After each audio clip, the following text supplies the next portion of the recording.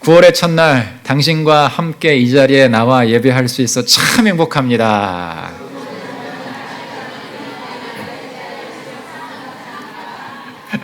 예, 우리 이렇게 한번 인사하시죠. 성도님은 우리 교회 보배이십니다. 아멘. 서로를 보배라고 축복하면 내가 보배가 되는 겁니다. 아멘. 오늘 말씀은요, 제자가 되기 위한 세 가지 원칙이라는 제목으로 마가복음 34번째 시간을 같이 나누도록 하겠습니다. 제가 과거에 음악대학원에 다닐 때 한 세미나를 들었던 적이 있습니다. 한국에서 굉장히 그때 핫한 최고의 성악가, 동양의 델 모나코가 누군지 아세요? 역사상 이 파바로티보다 조금 더 앞에, 여러분들 파바로티는 다 아시죠?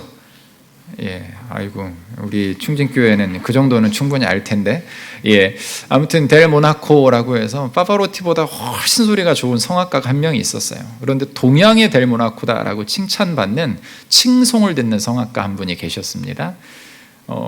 선배님이신데 그 세미나를 한번 들은 적이 있어요.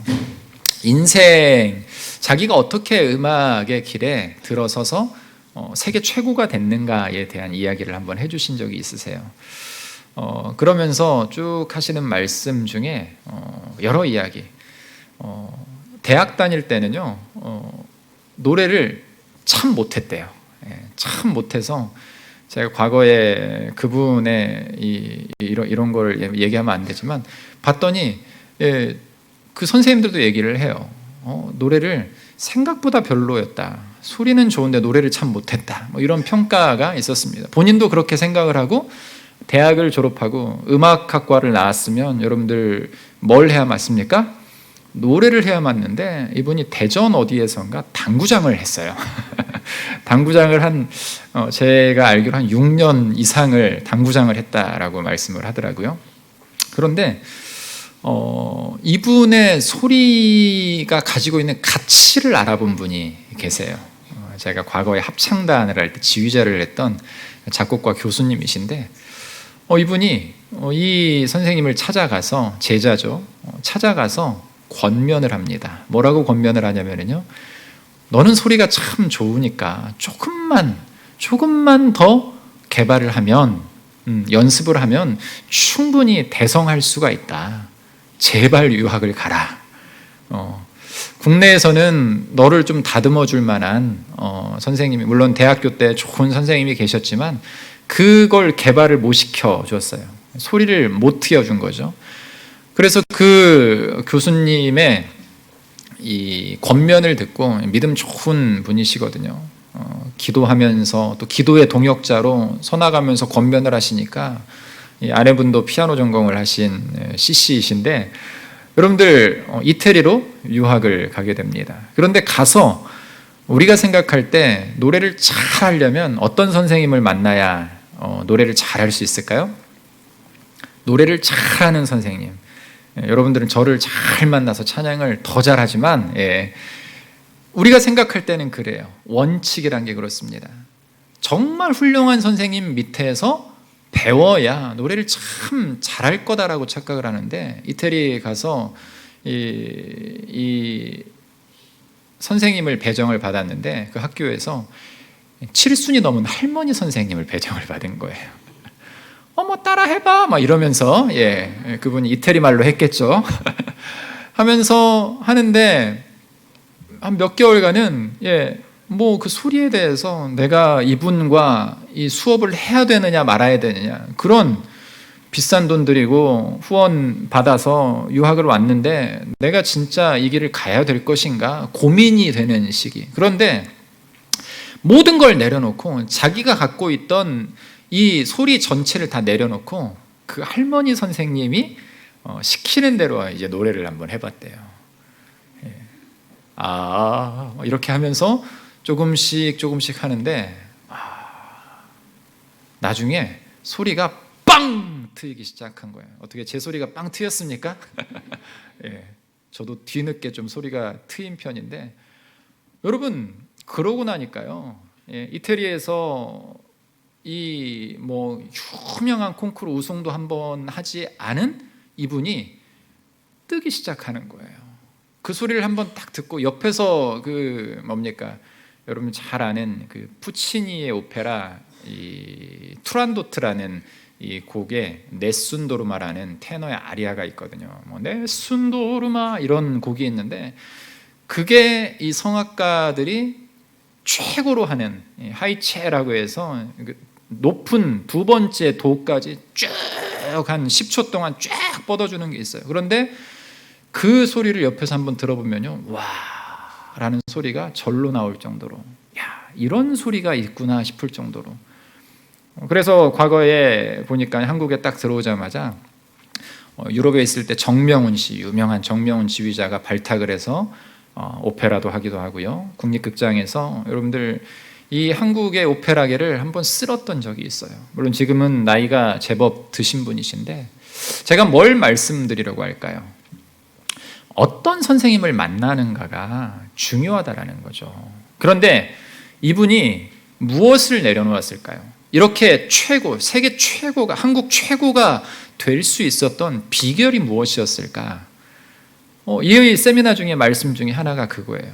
내가 갖고 있던 걸 내려놓는 그 순간 내 가치를 발견했다라는 것이에요. 아멘?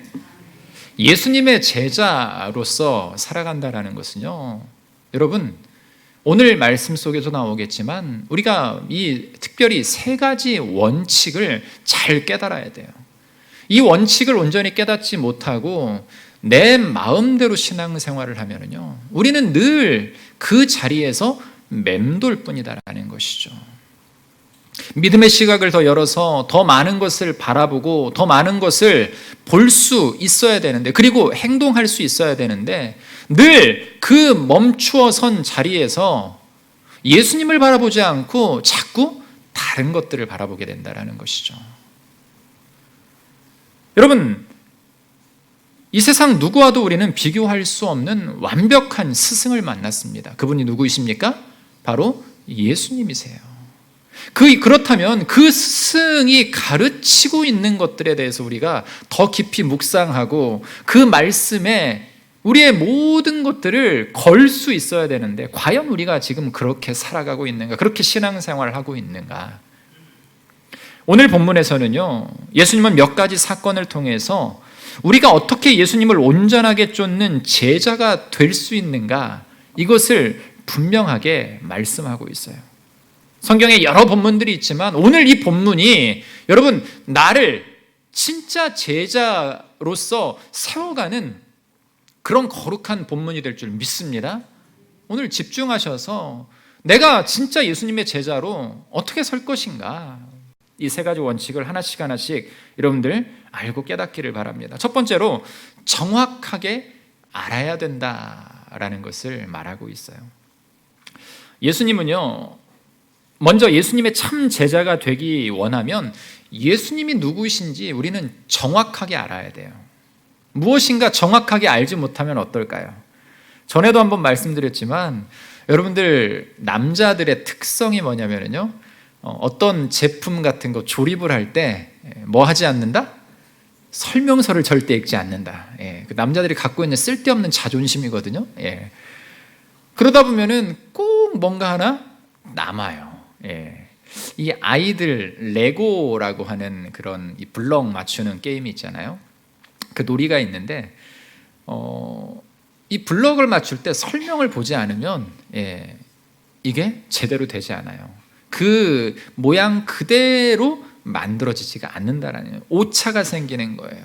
그런데 그것을 자꾸 가지고 연습을 하다 보면 똑같은 블럭을 가지고도 다르게 창조해낼 수도 있어요.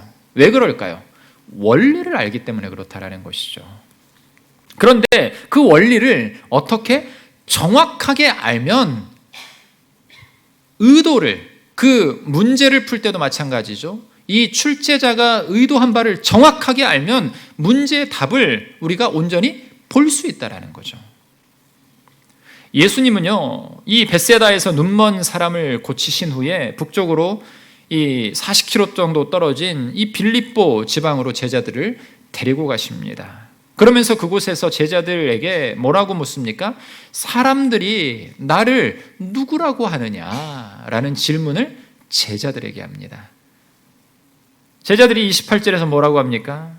여자와 이르되 세례 요한이라 하고 더러는 엘리야, 더러는 선지자 중에 한 명이다라고 말하고 있습니다. 이렇게 하죠.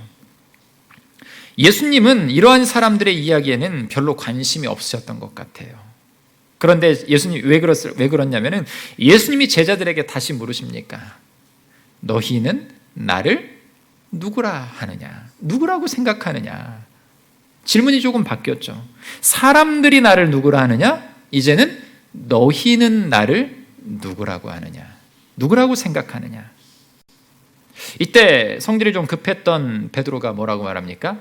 주는 그리스도시요 살아계신 하나님의 아들이십니다. 여러분, 예수님은요 이 대답을 듣고 베드로를 칭찬하시죠. 저 같아도 그런 예수님의 이 복음의 본질, 핵심을 정확하게 꿰뚫고 있기 때문에 정답을 말하는 학생들이 있으면 여러분들 선생님들 마음이 좋을까요? 안 좋을까요? 좋은 거죠. 그래서 마태복음 16장, 오늘 본문과 동일 본문인 마태복음 16장 17절 19절에서 보면은요 이렇게 칭찬을 하고 계세요. 우리 그 칭찬을 같이 한번 읽어보겠습니다. 시작. 예수께서 대답하여 이르시되 바요나 시몬아 내가 복이 있도다. 이를 내게 알게 한 이는 혈육이 아니요 하늘에 계신 내 아버지시니라. 또 내가 내게 이르노니 너는 베드로라. 내가 이 반석 위에 내 교회를 세우리니 음부의 권세가 이기지 못하리라. 내가 천국 열쇠를 내게 주리니 내가 땅에서 무엇이든지 매면 하늘에서도 매일 것이요 내가 땅에서 무엇이든지 풀면 하늘에서도 풀리리라 하시고 아멘. 여러분 진짜 축복한 거예요. 칭찬한 거예요. 천국 열쇠를 준대요. 오늘 아멘 하시는 분만 천국 열쇠를 받으실 줄 믿습니다. 이렇게 믿음이 약해서 안 돼요. 더 크게 받으실 줄 믿습니다. 아멘. 아멘을 좀 크게 하셔야 은혜도 더 깊이 들어올 수 있는 거예요. 여러분 놀라운 칭찬이죠. 그 이유가 뭐예요? 베드로의 짧은 대답 안에 한 영혼의 운명을 결정짓는 이 열쇠가 들어있기 때문에 그래요. 여러분 그러면 우리가 한번 생각해 봐야 될 것이 있죠. 어떻게 구원받을 것인가? 어떻게 구원받을 수 있는 것인가? 그래서 이 전도 훈련을 할 때 보면 우리가 지난번 오후 예배 때도 작년에 했지 않습니까? 우리가 죄를 짓습니다. 범죄합니다. 타락합니다. 그런데 그런 상황 속에서도 깨달음이 있죠. 그래서 많은 사람들이 그 깨달음 속에서 무엇으로 하나님과의 단절된 것을 회복하려고 합니까? 뭐죠? 1년 좀 지나니까 다 까먹으셨어요. 선행을 가지고 하나님과의 관계를 회복하려고 하는 거예요. 믿음이 아니라 선행을 가지고 착한 일을 가지고 하려고 하는 겁니다. 성경도 선행을 강조하죠. 너희는 세상의 등불이다, 빛이다. 이같이 착한 행실을 세상에 비추어야 된다. 맞는 말이에요. 그런데 우리가 아무리 선행을 해도 나 자신을 구원할 수는 없다라는 것이죠. 예수의 이름으로 예수의 복음을 들고 선행하는 것은 구원의 길에 다가서는 것이지만 그냥 아무런 의미 없이 나를 위해서 선행을 하는 것은 우리 인생의 믿음의 인생에 여러분들 무의미한 것이다라는 거죠. 여러분 왜 그럴까요? 종교적인 수양으로 잠시 마음의 평안을 얻을 수 있습니다. 그러나 이 세상 어떤 이런 수양과 수행도 선행도 우리 마음 안에 있는 죄성을 완전히 없애주지는 못한다라는 거죠. 우리를 여러분들 스스로 죄인이라고 칭하죠. 왜 죄인이라고 칭합니까? 죄인이기 때문에 그래요. 다른 이유가 있는 게 아니라 죄인이다라는 거죠. 여러분 그러면 사람이 어떻게 이 죄성을 완전히 없앨 수 없는 사람이 어떻게 구원을 받는가? 그 비밀을 로마서 3장 28절에서 사도 바울은 이렇게 말하고 있죠. 그러므로 사람이 의롭다 하심을 얻은 것은 뭐예요? 율법의 행위에 있지 않고 어디예요? 믿음으로 될 줄을 우리가 인정하노라. 아멘. 믿음으로 된다라는 것이죠. 우리가 다 아는 사실. 그렇다면 우리는 도대체 무엇을 믿어야 되는가? 무엇을 믿어야 되는가에 초점이 맞춰져야 된다는 겁니다. 이 중요한 질문에 예수님은요, 요한복음 11장 25절에서 뭐라고 말씀하시냐면요, 예수께서 이르시되 나는 부활이요 생명이니 나를 믿는 자는 죽어도 살겠고, 죽어도 산다라는 거죠. 영생의 비밀을 바로 여기에 담아놓고 있다라는 거예요. 사랑하는 성도 여러분, 예수 그리스도를 우리의 구세주로 믿으시기를 간절히 바랍니다. 다른 것에 소망을 두어서는 안 된다라는 거예요. 사도 바울은 애 같아서 이 부르짖는 이 빌립보 감옥 간수에게 뭐라고 합니까? 주 예수를 믿으라, 그리하면 너와 내 집이 구원을 얻으리라. 다른 게 아니에요. 예수를 믿으라는 것이에요. 그러면 예수님을 어떻게 믿어야 되는가? 그의 말씀을 어떻게 믿어야 되는가? 이적을 믿어야 되는가? 그런데 그 답이 바로 베드로의 대답 속에 있다는 겁니다. 29절에 베드로가 뭐라고 말하냐면요, 주는 그리스도이십니다. 여러분, 우리는요, 앞에도 말씀드렸지만 우리의 선행으로 수양으로 죄를 없애지 못합니다. 그래서 하나님이 오래전에 한 계획을 세우시고 그 계획을 성경 안에다가 기록해 놓으셨다라는 것이죠. 그 계획이 무엇이었습니까? 메시아, 그리스도는요, 이 다르게 해석을 하면 메시아라는 것이에요. 예수 그리스도는 메시아예요. 그 메시아로 말미암아 우리의 모든 죄악이 사해짐으로 우리가 죄인에서 의인으로 올라설 수 있게 변화된다라는 것이죠. 삼위일체 가운데 한 분이신 성자 하나님을 인간의 몸으로 이 땅에 보내셨다라는 것, 그분이 바로 메시아. 그래서 유대 민족은 평생 이 메시아를 기다리며 살았어요. 복음서에서 예수님은요, 수많은 이적을 행하십니다. 귀신도 쫓아내시고 무리도 거르시고 풍랑도 잠잠케 하시고 오병이어의 기적, 칠병이어의 기적, 눈먼 자, 아픈 자, 병든 자, 귀신 들린 자 모든, 그리고 우리를 치유하신 분이십니다. 아멘. 예수님은 그 많은 이적을 행하시고 제자들에게 왜 그런 많은 설교들을 하셨는가? 왜 그럴까요? 바로 자신이 메시아라는 사실을 가르치시기 위함이었다는 것입니다. 베드로가 바로 그것을 대답했어요. 그래서 예수님은 놀라울 만큼 베드로를 칭찬하고 계십니다. 시몬아, 하늘에 계신 내 아버지가 너의 혈육이고 내가 너에게 이르노니 너는 베드로라, 이 반석 위에 내 교회를 세우리니 음부의 권세가 뭡니까? 마귀가 너를 이기지 못할 것이다. 아멘. 우리 모든 성도님들에게 이런 하나님의 놀라운 축복이 임하기를 간절히 원합니다. 그런데 본문에서는요, 그 복보다 더 놀라운 이야기가 기록되어 있어요. 베드로가 그렇게 고백을 하자 예수님이 앞으로 자신이 장로들과 대제사장들과 서기관들의 핍박으로 말미암아 십자가에 달려 죽을 것이다 라는 것을 말씀을 하고 있어요.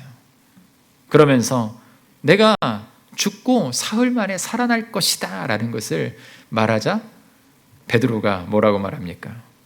아니, 예수님이 죽는 게 말이 됩니까? 하나님의 아들이신 예수님께서 죽는 게 말이 됩니까? 여기서 이 답변, 베드로의 답변을 우리는 조금 깊이 생각해 봐야 돼요. 여러분, 이렇게 한번 설명을 해볼까요? 제가 이렇게 복음에 대해서 막 말하고 있는데, 예수 그리스도의 십자가에 대해서 말하고 있는데, 목사님, 여러분 중에 한 분이 그건 말도 안 됩니다, 거짓말입니다 라고 하면 여러분들 얼마나 황당할까요? 예수님이 직접 자신의 입으로 앞으로 일어날 일에 대해서 분명하게 선포하고 계신데, 방금 칭찬받았던 반석과 같은 이 베드로가 천국의 열쇠를 갖고 음부의 권세가 너를 이기지 못할 것이라는 칭찬을 받은 베드로가 뭐라고 말을 합니까? 주님, 그게 말이 됩니까? 라고 질문을 하는 거예요. 그러자 예수님께서 뭐라고 말씀하십니까? 사탄아, 내 뒤로 물러가라. 내가 하나님의 일을 생각하지 아니하고 도리어 누구의 일을요? 이걸 바꿔보세요. 나의 일을. 나의 일을 생각한다라는 거예요. 여러분, 예수님께서 왜 방금 칭찬을 하시고 또 그런 저주 중에서도요, 여러분 누군가 옆에 분을 보고 한번 인사하실 때 직접 말씀하신 말 눈빛만 안 보고 이 사탄아 이런 눈빛으로 쳐다보면 눈빛이 다릅니까? 뭐 이렇게 좋으면서 사탄아 막 이렇게 얘기합니까? 아니잖아요.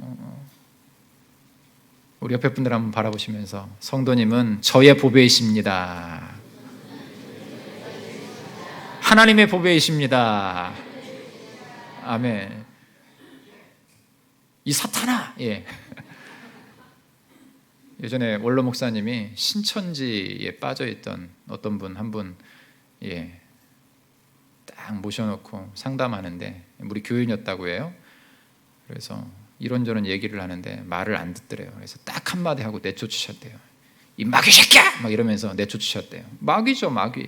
깨닫지 못하니까 마귀예요. 사탄이에요. 그런 사람에게는 사탄이라고 해도 되고 우리 옆에 분들에게는 보배이십니다라고 하면 되는 겁니다. 아멘. 우리를 보배처럼 여기신다라는 것이에요.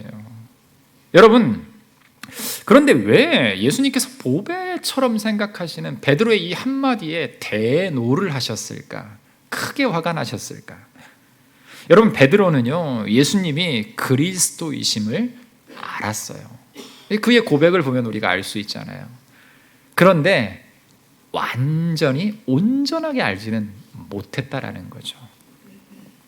그들이 생각하고 기대하던 메시아의 모습은 아니지만 설교를 들어보고 또 기적 베푼 것을 옆에서 바라보면서 좀 이런 마음이 있었을 것 같아요. 가능성이 좀 있어 보이네. 우리의 왕으로 섬길만 해 보이네. 여러분, 제자들은요 어떤 마음들이 있었냐면 유대인이었어요. 유대인들이 가지고 있는 메시아상은 어떤 상이었습니까? 나라를 구원하는 의로운 아주 강한 강력한 힘을 가진 권세자였어요. 그들 마음속에 아직도 그런 의심이 있다라는 거죠. 수많은 이적들 가운데 여러분들 서고 있지만 그 이적을 여러분 권세와 권능과 메시아의 권능이라고 인정하지 않는 거예요. 그들 마음에는 그런 마음이 있다라는 거죠. 의심을 내려놓지 못하고 있다라는 것이에요. 그런데 지금 주님께서 그것으로도 부족한데 예수님이 뭐라고 말씀해요? 내가 십자가에 죽을 것이고 3일 만에 살아날 것이다 라고 하니까 인간적인 생각으로 우리가 지금 무엇 때문에 인생을 다 당신에게 맡기고 따라왔는데 그 말이 지금 말이 되느냐라고 베드로가 따지고 있는 거예요. 그러자 예수님이 그를 향해서 사탄아 내 뒤로 물러가라. 베드로의 눈을 가리고 있는 이 사탄아 뒤로 물러가라. 내 뒤로 물러가라. 사라져라 라고 말하고 있다는 것이죠. 예수님이 왜 그리고 뭐라고 말씀을 하십니까? 베드로 네가 하나님의 일을 생각하지 않고 도리어 사람의 일을 생각한다. 여러분, 베드로는요 머리로는 예수님을 이해하고 있습니다. 우리도 신앙인들을 보면은요 머리로는 예수님에 대해서 이해를 해요. 그런데 신앙은요 머리로 이해한다고 해서 절대 이해가 되는 게 아니에요. 믿음이 무엇입니까? 믿음은요 믿는 거예요. 어렵게 생각할 필요가 없고요. 믿는 거예요. 어떤 것을 믿는 겁니까? 예수 그리스도께서 우리를 위해 죽으셨고 우리를 위해 다시 살아나셨고 우리를 위해 다시 오실 것이다라는, 그분이 하나님이시고 그분이 하나님의 아들이심을, 그래서 우리가 구원받았다라는 사실을 믿는 거예요. 아멘. 이것이 내 가슴 안에 온전히 박히지 않으면요 우리는 늘 머리로만 예수님 앞에 디미는 그냥 나의 이익을 위해서, 아니 누군가 믿기 때문에, 아니 믿으면 복을 준다기에 그냥 믿는 어리숙한 백성들로 살고 만다라는 것이죠. 여러분, 베드로만 이런 실수를 합니까? 오늘 교회 안에도 이 베드로처럼, 이 베드로와 같은 길을 걸어가는 사람들이 얼마나 많은지 몰라요. 오늘 우리의 삶 속에 예수님이 나타나신다면 여러분 아마도 베드로처럼 사탄아 내 뒤로 물러가라. 네가 나를 넘어지게 하는 자로구나 라는 이런 말씀을 들을지도 몰라요. 왜 그럴까요? 우리가 정말 그리스도를 안다면, 우리가 그분을 스승 삼아서 그분의 제자가 되기를 원한다면 우리의 삶이 달라져야 되는데 그 달라진 삶을 이어가지 못하고 있다는 거예요. 여러분, 많은 성도님들이요, 달라진 삶을 보여줍니다. 달라진 삶을 보여주고요, 생각이 달라지고 언어가 달라지고 또 삶이 달라지는 모습들이 보여요. 그런데 유지를 못해가는 거예요. 왜 그럴까요? 순간순간 사탄이 우리의 마음을 휘젓기 때문에 그래요. 휘저었고 나면 어떻습니까? 흙탕물이 돼버리잖아요. 뭘 크게 휘어잡는 게 아니라 우리의 마음을 자꾸 휘젓는 거예요. 커피에 설탕을 하나 넣고 휘저어야 그 설탕 맛이 커피에 섞이듯이 우리의 마음에 죄라는 것을 심어놓고 자꾸 휘젓는 거죠. 사랑하는 성도 여러분, 예수 그리스도를 온전히 알면은요, 그분의 온전한 가르침, 그분이 메시아라는 사실을 우리가 믿음으로 인정하면 이 모든 문제들의 해결됨을 여러분들 믿으시기를 간절히 바랍니다. 그런데 우리의 관심이 어디에 가 있어요? 주님에게 가 있지 않고 이 땅 한가운데 있는, 요즘 사람들이 땅만 보고 다니잖아요. 군산 땅값도 좀 떨어지긴 했는데 그래도 땅을 바라보고 다니더라고요. 손안에 스마트폰을 보고 또 다른 것들, 휘황찬란한 불빛들 속에 있는, 사랑하는 성도 여러분, 주님을 바라보시기를 간절히 바랍니다. 하나님의 일보다 우리는 내일을 더 생각할 때가 얼마나 많은가. 우리는 그리스도를 알아야 됩니다. 여러분, 예수님의 제자가 될 자격이 없는 우리를 하나님은 구원하셨어요. 그 구원의 은혜 속에 여러분들 우리의 모든 걸 담아 들이시기를 간절히 바랍니다. 그래야 온전한 제자가 될 수 있는 거예요. 또 두 번째로 생각해 볼 게 뭐냐면요, 자기를 부인해야 된다라는 거. 이게 핵심이에요, 핵심. 누구를 부인해요? 옆에 분이 다른 사람 부인이기도 하지만 그 부인이 아니죠. 아닐 뿐. 내가 사람이 아님을 부인해야 된다는 거예요. 내가 이 사람이 아님을, 내가 죄인이 아님을 부인해야 돼. 내가 의인이 아님을 부인해야 된다는 것이에요. 34절 말씀 보면은요, 이렇게 말하고 있습니다. 같이 읽겠습니다. 무리와 제자들을 불러 이르시되 누구든지 나를 따라오려거든 자기를 부인하고 자기 십자가를 지고 나를 따를 것이니라. 아멘. 여러분, 여기서 자기를 부인한다는 말은요, 자신의 존재 자체를 부인하는 말이 아닙니다. 이 말씀의 핵심은 자기 중심적인 삶에서 벗어나야 된다는 거예요. 우리 신앙생활에서 가장 큰 방해거리라고 생각하면 여러분들 뭐가 있을까요? 나예요. 나 자신이에요. 이 세상에서 가장 위험한 우상도 바로 나 자신입니다. 이 세상을 자기 중심적으로 살아가는 것을 말하고 있습니다. 그래서 자신의 수준을 딱 정해놓고 자신의 감정과 이익과 취미 생활을 침범해 오면은요, 아내도 남편도 자식도 친구도 없어요. 다 커트해내는 거예요. 잘라버리는 겁니다. 왜 그럴까요? 모든 것이 내 중심이기 때문에 그래요. 타락한 인간의 마음 속에 이런 마음이 있음을 여러분 인정해야 돼요. 이 철학에 보면 에고라는 단어가 있습니다. 이걸 뭐라고 하냐면 자아라고 이야기를 해요. 이 자아 중심적으로 살아가고 있는 이 에고 마음은요, 여러분, 그런데 참 희한하게 사라진 듯 하지만 사라지지 않아요. 늘 우리의 삶 속에 공존하고 있어요. 물론 나라는 자아가 분명한 정체성을 가지고 서는 것은 중요하죠. 이것까지 없애져 버리면 안 되는 거예요. 막무가내로 예수님을 믿어서도 결코 안 돼요. 내 자아가 분명하게 온전하게 세워져야 돼요. 그런데 중요한 건 뭐냐면 나를 부인하는 자아, 내가 죄인임을 하나님께 고백하며 내가 의인이 아님을 부인하며 자기 자신을 부인하고 십자가를 지고 예수 앞에 서는 그런 자아가 되어야 된다는 것입니다. 아멘. 그런데 우리는요, 늘 마음속에 나를 예수님보다 우선으로 놓고 살아가고 있지는 않은가. 예수님을 따라 하나님의 일을 생각하며 살기 위해서는요, 끊임없이 자기를 부인해야 됩니다. 여러분, 쾌락을 느끼지 말라는 것이 아니죠. 아침에 일어나 행복을 느끼지 말라는 것이 아닙니다. 인생의 즐거움을 누리지 말라는 것이 아닙니다. 성공과 욕심과 이름을 내기 위한 자기 중심적인 삶에서 벗어나야 된다는 거예요. 여러분, 이 단계를 넘어서지 않으면 예수님의 제자가 될 수 없음을 주님은 분명하게 말씀하고 있습니다. 그러고 나서 예수님은 뭐라고 말씀하세요? 누구든지 나를 따르려거든 자기를 부인하고 자기 십자가를 지고 나를 따를 것이라. 세계 여러 곳곳에서 여러분들 이 고난주간이 되면요, 무거운 십자가를 틀을 메고 거리를 다니는 사람들이 많습니다. 왜 그럴까요? 또 그냥 매면 부족하니까 스티그마, 몸에 이 흔적, 상처를 내는 사람들도 있다고 해요.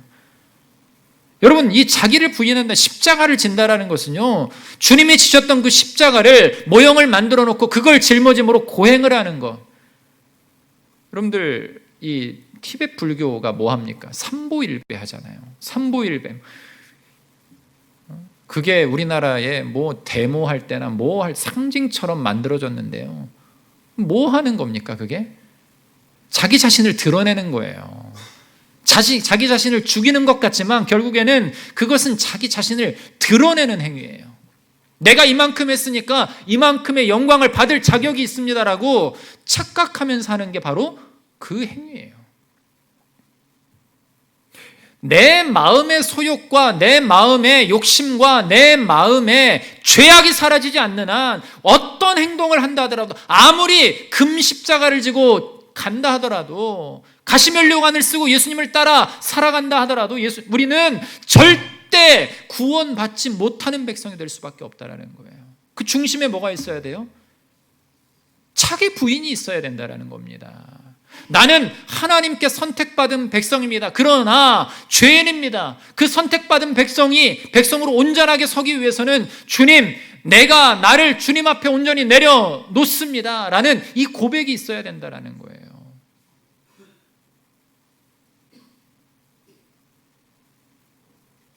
여러분, 거룩한 순종이 자기 부인이다라는 것이에요. 자신의 십자가를 진다라는 것은 여러분들 무엇을 말하는 것입니까? 우리가요, 예수 그리스도의 십자가를 진다는 것은 이 무거운 걸 지는 게 결코 아니에요. 예수님의 마음으로, 예수님의 모습으로, 예수님의 삶으로 우리가 살아나가야 된다는 것이에요. 그래서 우리의 입술 가운데 무엇이 중심이 돼야 돼요? 복음이 중심이 돼야 되는 겁니다. 아멘? 그런데 우리가 늘 자기를 부인해요. 겸손한 모습을 때로는 보입니다. 아니, 어쩌면 겸손한 척합니다. 그런데 그 겸손함 뒤에 누가 숨어 있는 거예요? 사탄이 숨어 있는 거예요. 교회 안에서도요, 의를 드러내려고 합니다. 세상 속에서는 더 그럽니다. 여러분, 제가 알지 못하고 다른 사람이 알지 못하는 여러분들만의 죄악들이 얼마나 많습니까? 그걸 꺼내놓고, 지금 당장 꺼내놓고 하나님 앞에 선다면, 그것을 만약에 대자보처럼 붙여서 여러분들 스스로가 말한다면 창피해서 살 수가 없는 거죠. 만약에 우리가 이 고위 관료처럼 청문회를 한다라고 하면 여러분들 어떨까요? 과거에 어떤 박근혜 대통령 때 장관을 한 명 지낸 분이 있거든요. 그분이 자꾸 장관직을 안 하겠습니다, 못 하겠습니다 라고 계속 했대요. 왜 그런가 봤더니 걸리는 게 많은 거예요. 걸려서 문제가 될까 봐 좋은 자리를 주겠다는데도 자꾸 명예를 중요시하는, 나중에 보니까 장관을 하셨더라고요. 청문회가 잘 넘어갔나 봐요. 여러분, 그런데 우리가 하나님 앞에서 그런 청문회를 마지막 때 봤는데 그런 모습으로 계속 살아가면서 신앙생활, 신앙의 행위를 한다라고 하면 그게 하나님의 영광이 되겠느냐라는 말이죠. 사랑하는 성도 여러분, 온전히 온전히 주님의 십자가 앞에 나의 모든 이기적인 마음들과 자존감을 내려놓으시기를 간절히 바랍니다. 내려놓을 때 주님이 주시는 여러분 얼마나 큰 축복이. 지금은 내 손 안에 잡히는 것이 없어요. 내 손 안에서 쥐어지는 것이 없어요. 물질도 없어요. 건강도 없어요. 아무것도 없지만 여러분 하나님께 모든 것을 맡기고 나를 부인하며 나아갈 때 하나님은 더 크고 놀라운 걸로 우리에게 충만한 은혜를 주신다라는 사실을 믿으시기를 바랍니다. 이게 복음의 진리, 믿음의 진리예요. 그러면서 예수님은요, 부인하지 못한 이 내 자아를 맡겨야 된다라고 말씀하시면 세 번째 자격을 뭐라고 말씀하시냐면요, 온전하게 순종하라. 그 온전하게 순종하는 게 뭐예요? 십자가를 지고 따라가라는 것이에요. 아멘. 여러분, 십자가가 여러분들 이 어깨 위에 메어져 있습니까? 무겁습니까? 예, 이게 십자가인지 아닌지, 담이 걸린 건지, 오십견이 걸린 건지. 예. 여러분, 아무리 무거운 십자가가 여러분 어깨 위에 메어 있어도요, 자기를 부인하고 온전히 순종하면 이것은요, 구름보다 가벼운 십자가가 된다라는 사실을 여러분들 믿으세요. 아멘. 그 믿음의 진리를 우리가 깨달아야 돼요. 여러분, 예수님이 십자가를 지신 것은요, 하나님의 뜻에 철저히 순종하신 것입니다. 예수님이 왜 십자가를 지셨습니까? 그것이 하나님에 대한 순종의 길이었기 때문에 그렇습니다. 오늘 우리는 십자가를 질 필요가 없죠. 다만 십자가를 지고 나를 따르라는 말은 결국에 무엇을 의미하는가? 자기 중심적인 삶에서 벗어나 온전히 하나님께 순종하라라는 것이에요. 여러분, 그런 사람만이 예수님의 참 제자가 될 수 있는 이 제자도 자격을 갖춘다라는 것입니다. 예수님은 이제 우리가 왜 자기 중심적인 삶에서 벗어나 하나님의 뜻을 온전히 좇아야 하는지 그 이유를 분명하게 말씀을 하고 있습니다. 우리 35절에서 38절을 보면은요, 이 한글 성경에는 나오지 않았지만 원어를 보면 왜냐하면이라는 단어가 삽입이 되어 있어요. 35절 말씀을 한번 같이 읽어볼까요? 시작. 누구든지 자기 목숨을 구원하고자 하면 잃을 것이요, 누구든지 나와 복음을 위하여 자기 목숨을 잃으면 구원하리라. 왜 우리는 자신을 부인하고 십자가를 지고 주님을 따라야 될 것인가? 역설적인 설명으로 예수님은 말씀을 하고 계십니다. 왜 우리는 자기중심적인 삶에서 벗어나야 되는가? 이 땅만 바라보고 돈과 명예와 성공과 쾌락만 좇으면 결국에 반드시 뭐예요? 영원한 생명이 있는 그 나라를 잃어버린다라는 거예요. 그건 반대로 역설적으로 무엇을 말하는 겁니까? 예수님만 바라보고 살아가면, 예수님을 제대로 따르면 우리에게 무엇을 하나님께서 주신다? 영생을 주신다라는 거예요. 아멘. 또 무엇입니까? 왜 자신을 부인하고 십자가를 지고 주님을 따라야 되는가? 우리 36절 7절을 보면요, 사람이 만일 온 천하를 얻고도 자기 목숨을 잃으면 무엇이 유익하리요? 사람이 무엇을 주고 자기 목숨과 바꾸겠느냐? 이 세상에서 가장 어리석은 사람은요, 잠시 동안의 소유를 위해 자신의 생명을 버리는 사람이에요. 우리가 이 세상에서 자기 중심적으로 이 땅만을 위해 살면 영원한 생명을 버리는 어리석은 사람이 된다는 것이에요. 여러분, 왜 경제적인 활동을 하십니까? 왜 직장을 다니십니까? 왜 돈을 버십니까? 왜 물질에 목을 매십니까? 그 목적이 분명하십니까? 집을 사기 위해서, 자녀들의 앞날을 위해서, 무엇인가 착한 일을 하기 위해서, 사람들마다 여러 가지 것들이 분명히 목표는 있을 거예요. 그런데 그 목표들이 하위 목표라고 하면 진짜 그 상위에 있는 목표가 무엇이 되어야 되는 거예요? 주님의 나라의 영광을 위해서, 하나님의 영광을 위해서 내가 벌어서 하나님의 영광을 위해서 쓰겠다라는 그 다짐이 우리 가운데 있어야 된다라는 거예요. 이 마음으로 경제 생활을 하기 시작하면은요, 삶이 달라지는 거예요. 기뻐지는 거예요. 여러분, 왕의 재정이라는 이게 있잖아요. 그 책이 있잖아요. 이 소유권을 하나님께 온전히 이전하고 나면 여러분, 우리의 삶에 이 돈이라고 하는 맘몬, 이 물질이라고 하는 것이 내 삶에서 평안해진다라는 거죠. 그것이 나를 옥죄는 게 아니고요, 그것으로 말미암아 내가 힘들어지는 게 아니고 적으면 적은 상황 속에서 하나님이 주시는 기쁨을 누릴 수 있고요, 많으면 많은 상황 속에서 하나님의 영광을 위해 사용할 수 있게 된다는 것입니다.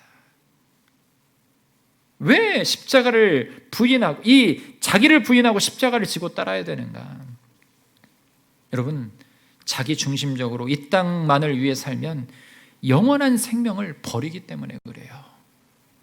자기를 부인하고 십자가를 지고 서는 우리가 되기를 간절히 원합니다. 또 마지막으로 뭐라고 말하고 있어요? 38절 같이 한번 읽어볼까요? 시작. 누구든지 이 음란하고 죄 많은 세대에서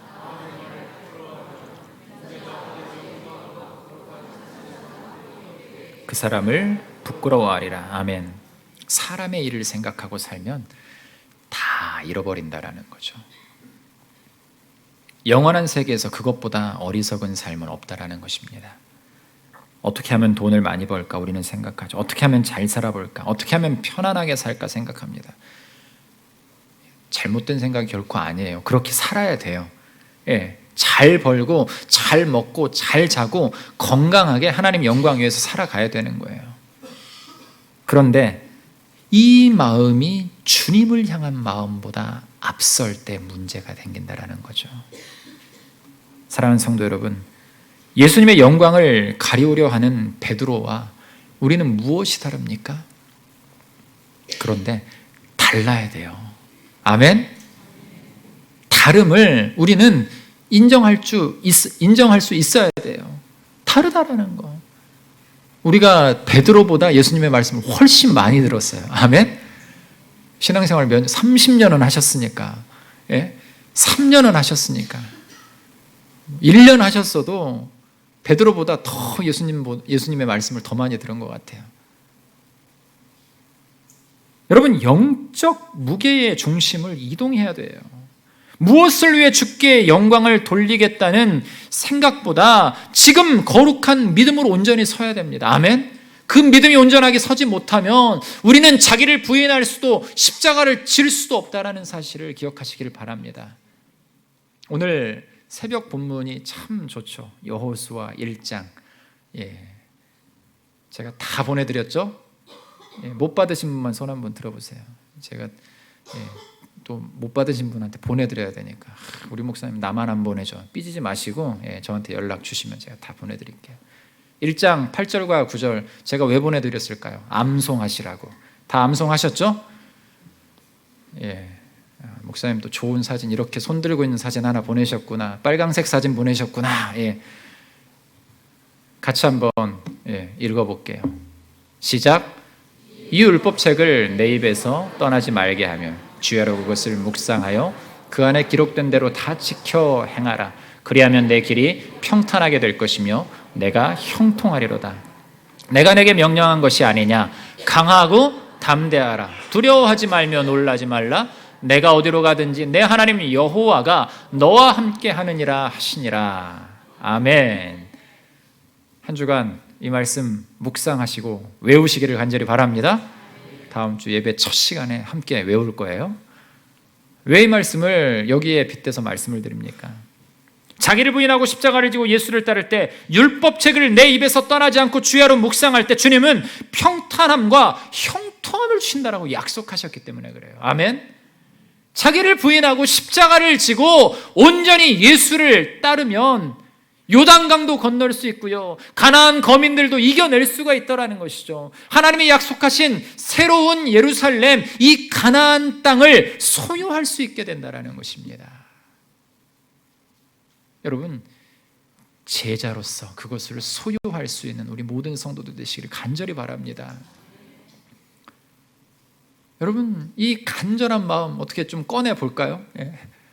간절한 마음으로, 제가 간절히 바라는 마음보다 우리 예수님은 더 간절한 마음으로 여러분들을 원하고 계신다라는 것이죠. 사랑하는 성도 여러분, 평탄함과 형통함을 주신다라는 그 하나님의 약속을 기억하며 우리가 온 마음과 뜻과 정성을 다해 하나님을 알고자 한다면 날마다 자신을 부인하고 온전한 순종으로 주의 길을 쫓는 우리 모든 성도들 되시기를, 그래서 하나님이 인정하시는, 예수님이 인정하시는 참 제자로서는 우리 모든 성도들 되시기를 주님의 이름으로 축원합니다.